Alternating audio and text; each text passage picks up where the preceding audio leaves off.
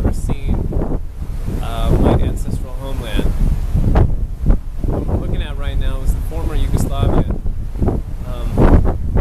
Croatia pretty much has the entire coastline, but just beyond those mountains is Serbia, which is where the entire father's side of my family comes from.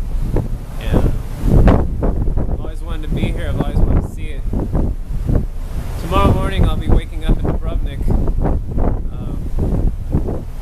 but this will be my first time seeing the land.